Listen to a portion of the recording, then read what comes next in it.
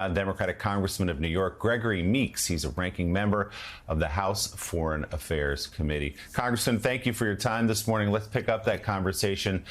Someone who understands Washington so well, who's been there for a minute and sees the normal process by which people are nominated, by which they are vetted, the type of people, the qualifications typically required to be elevated to some of the positions that Donald Trump has made his choices for.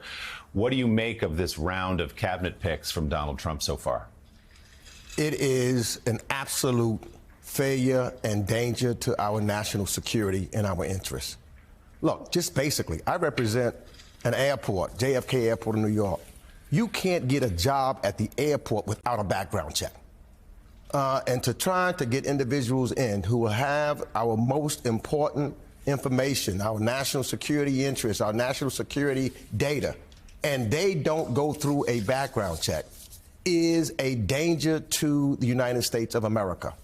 And why? Because when you look at, especially as rapid as this president has been putting these individuals in, he clearly has not done any background check or vetting of any of them.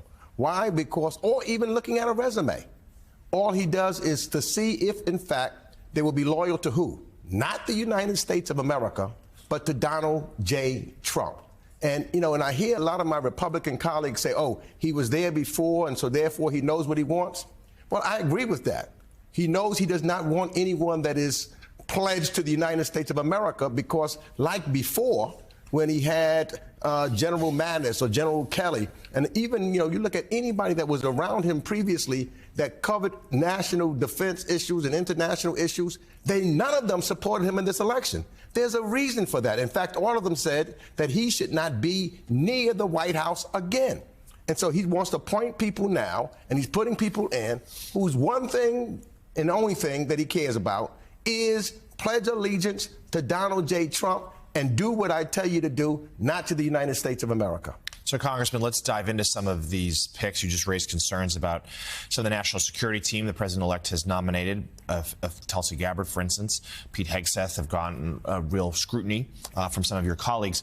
But there's another piece of this, too. We know that during the campaign, Donald Trump did his very best to distance himself from Project 2025, that conservative blueprint, that plan for action were he to win. But now that he has one, he seems to be re-embracing it, including the architect of Project 2025 to head his budget office. Why does that surprise us?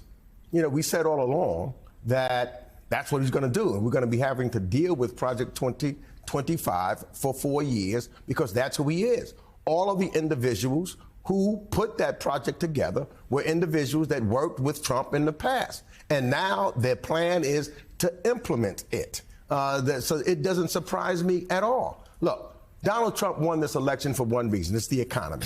You know, and we did not come strong enough for people to feel that we understood their problems, the cost of groceries. You know, I felt it. And I just thought about my father, for example, when I grew up in public housing. You know, when we had financial crises, he was worried about putting food on the table. Everything else was not being considered. There was one thing in his mind. How was he going to feed his family? We did not get that message over that to our people we feel the problems that they have. You look at any poll, national security was at the bottom of the list. You know, and, you know, sometimes because that's who I do, and as far as the ranking member on the Foreign Affairs Committee, and I talk about it, but I can see people glassing over when I talk about it. But that's what we're going to have to deal with now, the state of our country and our institutions. He is making a joke of the institutions of the United States of America. Who we are, really, our guts of a country, what makes us different than most, and all the democratic countries, is the institutions. And that's what he wants to destroy, the institutions. You know, we and the founding fathers, for a reason, said we don't want a king. We don't want a dictator. But what Donald Trump wants to do, just check it out, it's facts. He wants to emulate Vladimir Putin or Viktor Orban. These are individuals who, you know, or if you go against them, you know, some of them in Russia, they fall out of the window. So that is what we're dealing with here. And there's another reason. Let me tell you, J.D. Vance, he's the one that said that Trump was like, you know, our Hitler, etc. And I think the reason why he said that was Hitler was elected democratically. democratically. So it's not Greg Meeks that said that. So they know what they did, what the deal is. And it's going to be up to the Republican senators and the Republicans in the House to stand up and not to be complicit with the moves and the actions of Donald J. Trump. Congressman, looking at what's coming up quickly here, it looks like to me we've got a crash coming on funding the government. And obviously the defense reauthorization. Both of those have to be done before the end of the year. What's going on inside the rooms of Congress right now?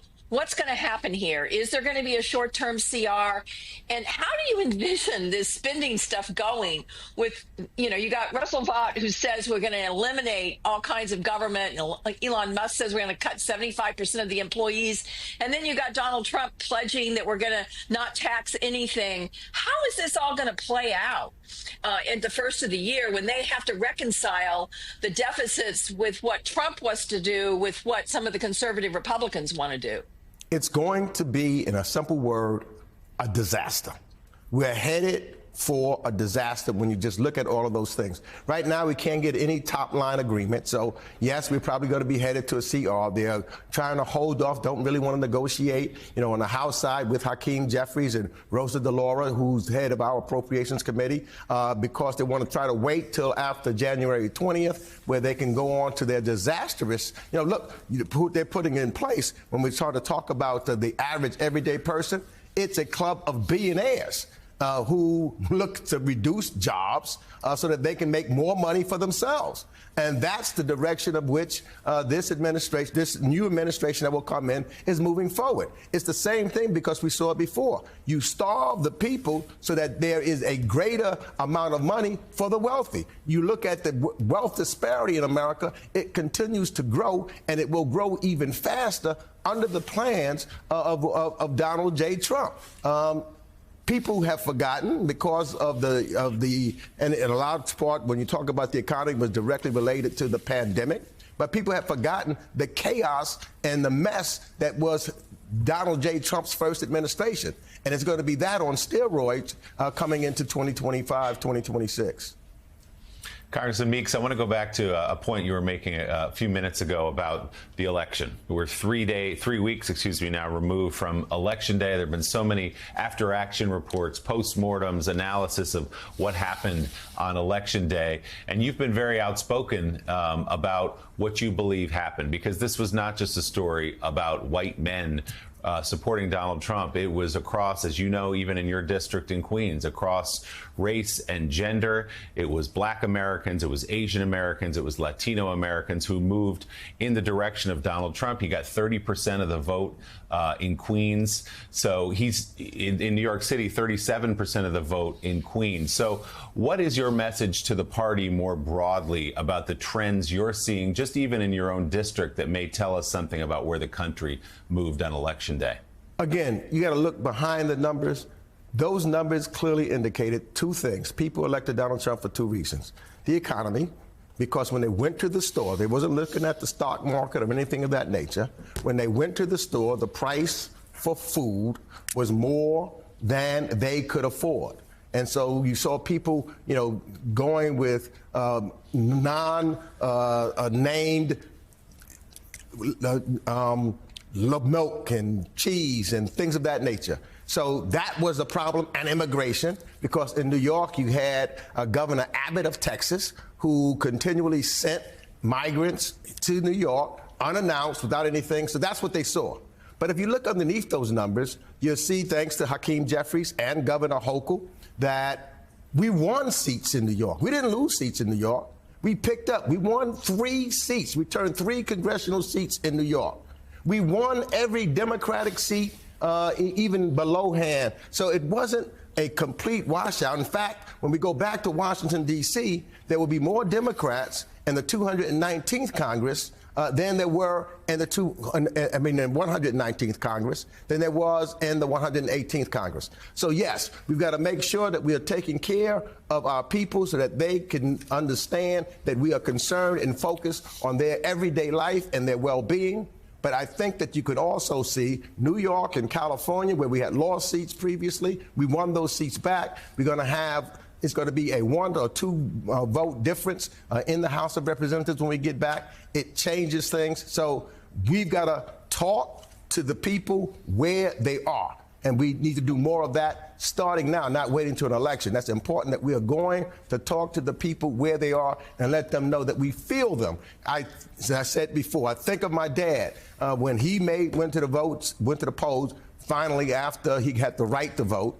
He made those decisions based upon who helped him put food on the table, and we've got to make sure we're focused on that. I'll just say this also. If you look, because internationally, every leadership that was in place during the pandemic, whether it was conservative or whether it was progressive, lost, because all around the world they were concerned about the cost of food and goods, and so therefore they were out. Who's the quickest to turn around?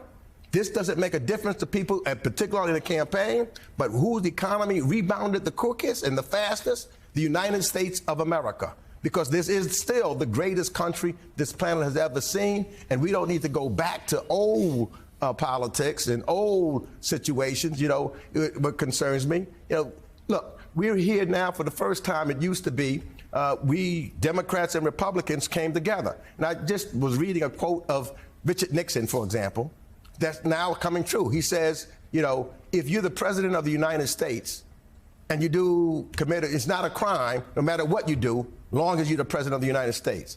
And that's the message that is being sent right now, that if you're the president of the United States, as Donald Trump has said, he could walk down the street, shoot somebody, but if he's the president, he will not get indicted, etc.